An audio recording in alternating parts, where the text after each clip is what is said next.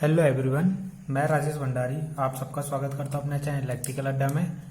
जैसा आप सबको पता है, हमने क्लास 12th का जो है फिजिक्स स्टार्ट किया है हिंदी मीडियम वालों के लिए। ठीक है, तो उसमें जो हम फर्स्ट चैप्टर कर रहे थे, तो फर्स्ट चैप्टर का हम जो है डाइपोल मूवमेंट पढ़ रहे थे, यानी विद्युत द्विध्रुव आघूर्ण से जो रिलेटेड आपकी क्या थी डेरिवेशन थी वो कर रहे थे। ठीक है, आज क्या है, इससे पहले वाली वीडियो जो हमने करी थी अक्षय स्थिति के लिए करी थी। ठीक है, अक्षय स्थिति के लिए करी थी। आज है निरक्षीय स्थिति या अनुप्रस्थ स्थिति भी बोलते हैं इसे। ठीक है, ब्रॉड साइड ऑन पोजीशन। ठीक है, इंग्लिश में इसको ये बोलते हैं। तो आज हम ये वाली वीडियो करते हैं। तो सबसे पहले हम देखते हैं क्या है। तो वैद्युत द्विध्रुव आपको पता ही होगा, पिछली वीडियो भी मैंने बताया था, उससे पहले भी वीडियो में भी मैंने बताया था। ठीक है, तो दोबारा देख लेते हैं थोड़ा सा। वैद्युत द्विध्रुव क्या होता है? जब आपके दो चार्ज यानी सेम चार्ज, ठीक है, एक अल्प दूरी पे होते हैं। ठीक है, अल्प दूरी, ये दोनों हैं, ये समान होंगे। ठीक है, यानी अगर 10 है तो ये भी 10 होगा, बस माइनस और प्लस होगा इसमें अब साइन। ठीक है, अल्प दूरी में होते हैं। अल्प दूरी यानी इनकी बीच की डिस्टेंस हम लेते हैं इसमें 2l, क्या लेते हैं 2l। ठीक है, तो ये आपका एक वैद्युत द्विध्रुव है। ठीक है, -q + q और 2l से मिलकर क्या बन गया आपका एक वैद्युत द्विध्रुव बन गया। अब इसका हम एक सेंटर पॉइंट लेते हैं O, जहां पे क्या होगा, यहां से यहां तक डिस्टेंस हम ले लेंगे l। ठीक है, यहां तक, और यहां से यहां तक की डिस्टेंस लेंगे l।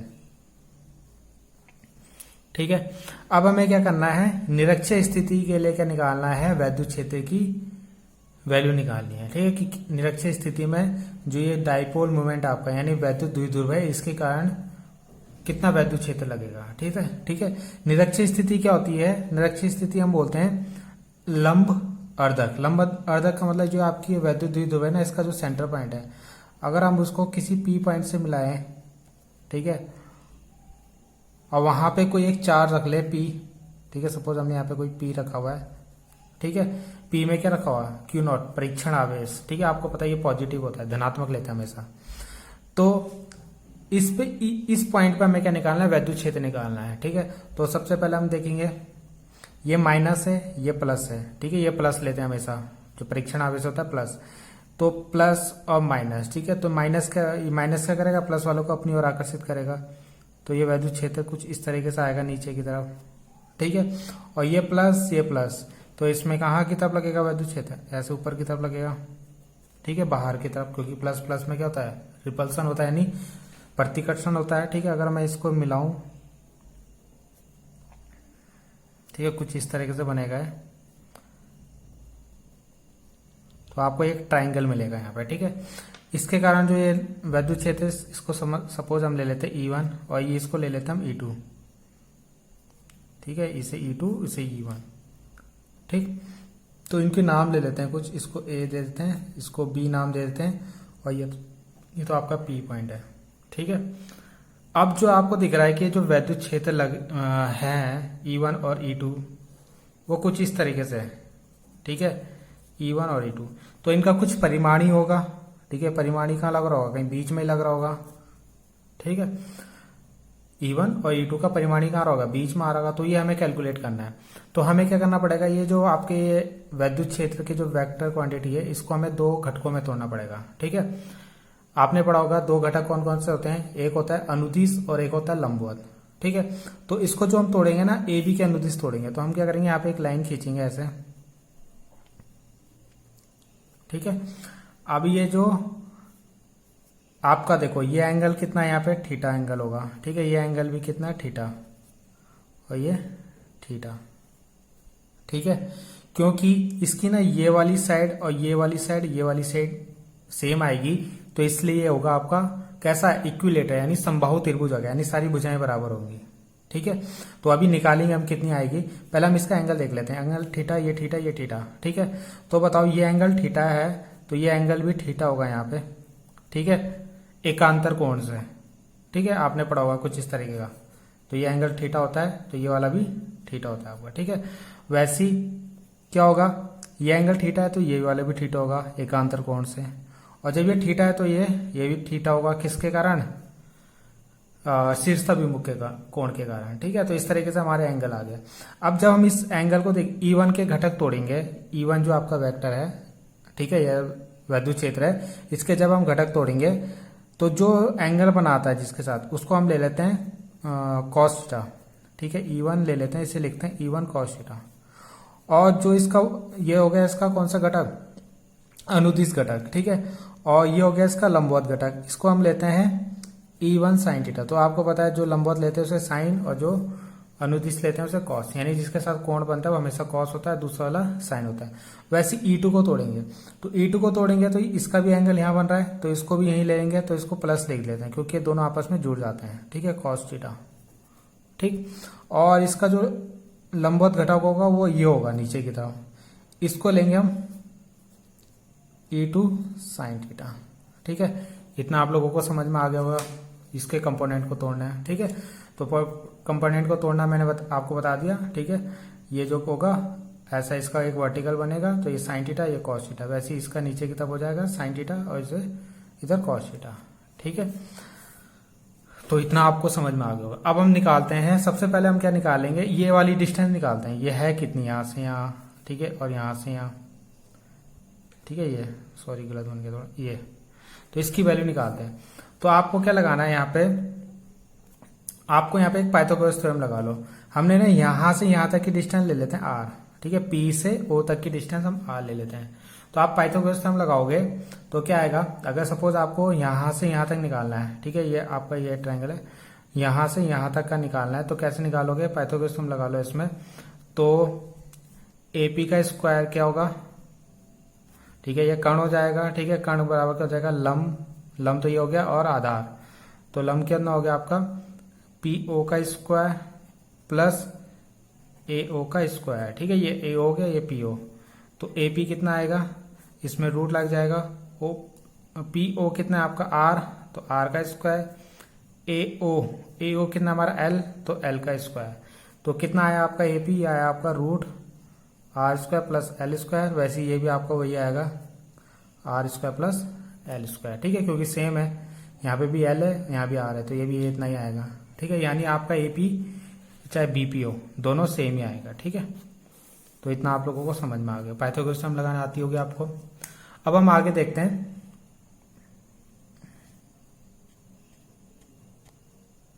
आगे क्या करते हैं हम इसमें, पहले हम निकालते हैं ये E1 की वैल्यू। ठीक है, E1 कितना है आपका, तो E1 कितना आएगा, ठीक है, E1 क्या है, प्लस Q के कारण जो वैद्युत क्षेत्र होगा। ठीक है, तो प्लस Q के कारण जो वैद्युत क्षेत्र E1 है वो हम निकालते हैं। E1 कितना आएगा, 1/4 पाई, आपको पता है फॉर्मूला 1/4 पाई एप्सिलॉन नॉट, और क्या होता है Q अपॉन, अब देखो E1 कौन सा है, ये वाला। ठीक है, जो इस प्लस Q के कारण लग रहा है, तो इनकी बीच की डिस्टेंस कितनी है, ये, तो इसको लिख लेते हैं R स्क्वायर की जगह क्या आएगा, रूट L स्क्वायर। ठीक है, तो इसका स्क्वायर करेंगे तो रूट हट जाएगा, तो E1 कितना आएगा आपका 1/4 pi epsilon not Q upon R square plus L square. ठीक है, ऐसी E2 निकाल लेते हैं। E2 कौन सा है आपका, ये वाला। ठीक है, यानी माइनस Q के कारण प्लस पे, तो ये E2 था आपका, माइनस Q के कारण वैद्युत क्षेत्र E2, तो E2 निकालेंगे तो E2 कितना आएगा 1/4 pi epsilon not Q upon, इनके बीच की भी दूरी यही है, R स्क्वायर की जगह कितना आएगा ये, तो ये भी कितना बनेगा 1/4 pi epsilon not Q upon R square plus L square. ठीक है, अब आपको दिख रहा होगा कि ये वैल्यू और E1 वाली वैल्यू जो है दोनों सेम है, तो मतलब इनका जो परिमाण होगा E1 वेक्टर का परिमाण जो है, ठीक है, इनमें वेक्टर लगा लो, और इनमें हमने डायरेक्शन नहीं लिखी, अगर वेक्टर लिखना है तो इसकी डायरेक्शन भी लिखनी पड़ेगी। ठीक है, तो इसकी डायरेक्शन जो है A से P की ओर, ठीक है, B से P की ओर, तो आपको दिख रहा है E1 जो जा रहा है इधर की तरफ जा रहा है, तो B से P की ओर, और इस वाले में लिखेंगे P से A की ओर, तो P से A की ओर, तो ये आपको दिख रहा है, हाँ नहीं, P से A की ओर, ये तो E2 की डायरेक्शन नीचे की तरफ है, तो वही मैंने लिखा हुआ है। ठीक है, तो इनका जब परिमाण होगा, जो परिमाण है वो बराबर है। ठीक है, तो यानी आपका E1 और E2 क्या है, आपस में बराबर है। ठीक है, तो इसे E1 वेक्टर और E2 वेक्टर भी लिख सकते हैं हम। तो E1 E2 आपके क्या है, तो जैसे आपको डायग्राम में दिख रहा होगा कि जो ये E1 cos थीटा है और E2 cos थीटा है, इनकी वैल्यू सेम है। ठीक है, और ये अपोजिट डायरेक्शन में जा रहे हैं तो एक दूसरे को कैंसिल कर देंगे, ठीक है, एक दूसरे को कैंसिल कर देंगे। तो ये जब कैंसिल हो जाएगा तो केवल क्या बचेगा आपके, ये वाले घटक है E1 cos थीटा और E2 cos थीटा, ये आपके जुड़ जाएंगे। तो जो टोटल हमें इलेक्ट्रिक फील्ड मिलेगा वो इनके कारण ही मिलेगा। किसके कारण? E1 cos theta, E2 cos theta. तो वही मैंने यहाँ पे लिखा आपका E1 sin थीटा व E2 sin थीटा परस्पर बराबर और विपरीत होने के कारण एक दूसरे को निरस्त कर देते हैं तथा E1 cos थीटा तथा E2 cos थीटा आपस में आपके क्या हो जाते हैं, जुड़ जाते हैं, ठीक है। तो ये जब जुड़ जाएंगे E1 cos theta plus E2 cos theta, तो इन दोनों को हम जोड़ लेंगे, इसी के कारण ही हमें टोटल जो इलेक्ट्रिक फील्ड होगा वो हमें मिलेगा, ठीक है। तो जो हमें P पे परिमाणी बल होगा, ठीक है, तो हम लिखते हैं P पर परिणामी वैद्युत क्षेत्र की तीव्रता, ठीक है, वो कितने मिलेगी E, वो मैंने बोला आपको इन दोनों को जोड़ने के कारण मिलेगी। तो E1 cos theta plus E2 cos theta, ठीक है। तो ये डायग्राम मैंने आपका दोबारा बनाया तो इसको देख लो। तो यहाँ पे E1 और E2 जो है आपका क्या है, बराबर है। अभी हमने पीछे देखा था E1 वेक्टर E2 वेक्टर, ठीक है, इसको हम ऐसे भी लिख सकते हैं E1 इक्वल टू E2, ठीक है। तो वहां पे मैंने इसमें वो वेक्टर लगा दिया था, उसको काट देना, ठीक है। तो E1 इक्वल टू E2 भी लिख सकते हैं, या लिख दो बीच में, या E1 इक्वल टू E2।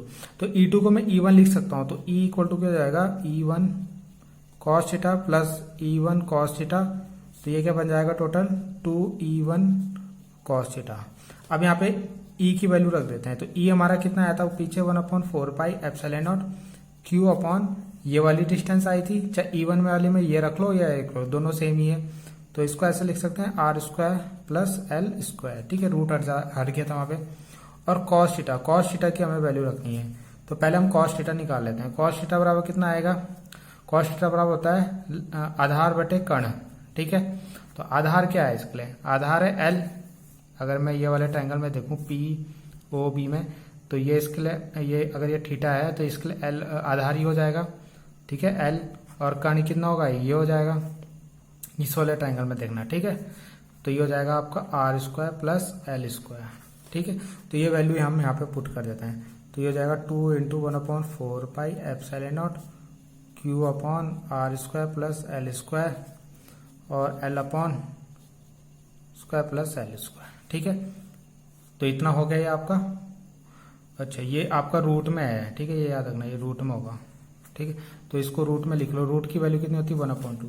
तो E इक्वल टू कितना हो जाएगा 2 × 1/4πε0 Q अपॉन QL लिख लो इसे, ठीक है, QL लिख लिया हमने। और ये नीचे कितना हो जाएगा, ये 1/2 है और एक 1 है, तो 1 + 1/2 कितना होता है 3/2, 2 × 2 एक 3/2। तो यहाँ पे टोटल जो लिख लेंगे वो लिखेंगे इसकी 3/2, ठीक है। तो अब ये बताओ मेरे को 1/4πε0 2 की multiply 2QL R² plus L², 3/2। इसको क्या लिखते हैं हम, इसको हम P लिखते हैं, वैद्युत द्विध्रुव आघूर्ण। तो ये क्या हो जाएगा 1/4πε0, इसको लिख लेंगे P R² प्लस L² की पावर 3/2। अब आपको यहाँ पे याद रखना है कि ये जो L होता है, ये पिछली वाली वीडियो में भी लिखा हमने, R से बहुत बहुत छोटा होता है। तो इस L को हम यहाँ से हटा देंगे, तो क्या बनेगा E इक्वल टू हो जाएगा आपका 1/4πε0 P अपॉन L को यहाँ पे L इक्वल टू 0 रख देंगे, तो क्या बनेगा ये R² की पावर 3/2। तो 2 से 2 कटेगी तो क्या बनेगा P अपॉन R³, ठीक है।